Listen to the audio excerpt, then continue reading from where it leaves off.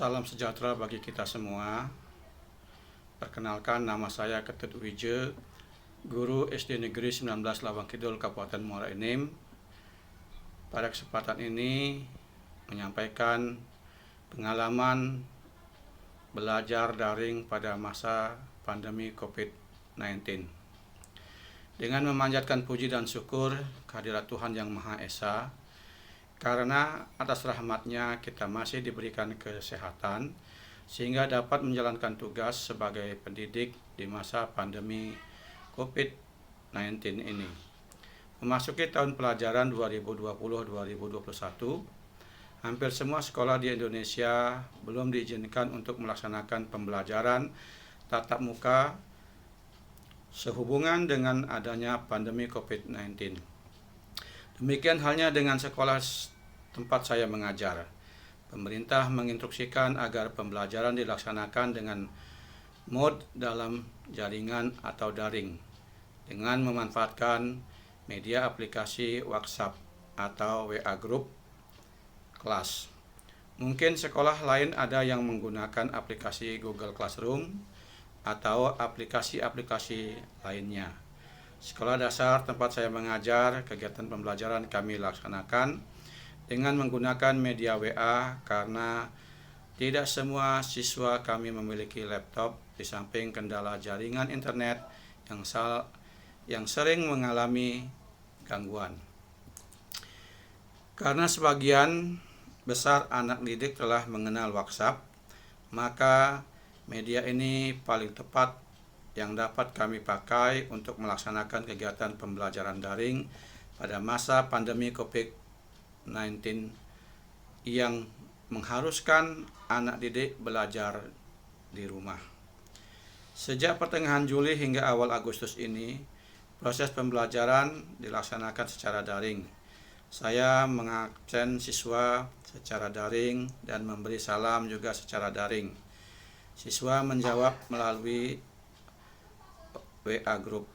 Demikian juga dengan materi pembelajaran, saya kirim melalui WA dan siswa akan menyalin ringkasan materi dari tiap-tiap pembelajaran dan latihan. Sebagian besar peserta didik mampu mengikuti pembelajaran secara daring melalui aplikasi WA. Sebagian di antaranya sangat antusias dengan dikerjakannya tugas-tugas pembelajaran yang guru kirim lewat WA. Sedikit sekali peserta didik yang tidak mampu mengikuti pembelajaran secara daring. Ini mungkin disebabkan karena faktor ekonomi. Saya bersyukur dari 29 orang siswa, 90% selalu dapat menyelesaikan tugas dan mengumpulkan tugas dengan baik. Memang ada banyak faktor yang menjadi kendala dalam melaksanakan pembelajaran daring ini.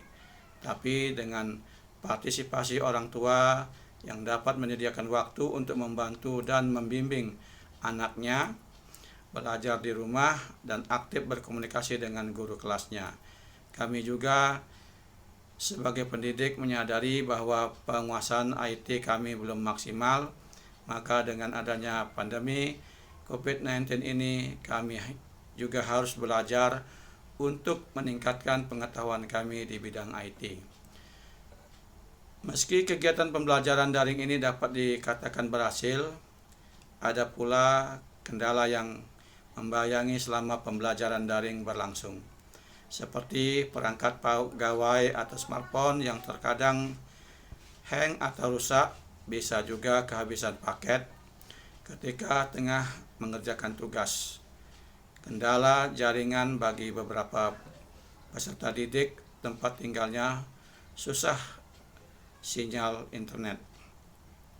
Sebagaimana sudah saya sampaikan tadi bahwa secara keseluruhan pembelajaran tematik tema 1 yang telah kami laksanakan secara daring berhasil. Hal ini juga tidak terlepas dari semangat anak didik untuk tetap bisa belajar dan dukungan moral dan material dari para orang tua mereka. Walaupun demikian, sebagian peserta didik maupun orang tua siswa masih menginginkan pembelajaran tatap muka di kelas dengan guru dibanding pembelajaran daring. Artinya, semaju apapun teknologi yang diciptakan dan digunakan manusia, tidak bisa menggantikan peran guru dalam mendidik dan mentransfer ilmu kepada peserta didik secara tatap muka di depan kelas. Inilah yang dapat saya sampaikan pengalaman mengajar daring di masa pandemi COVID-19 ini. Terima kasih, selamat pagi, salam sejahtera untuk kita semua.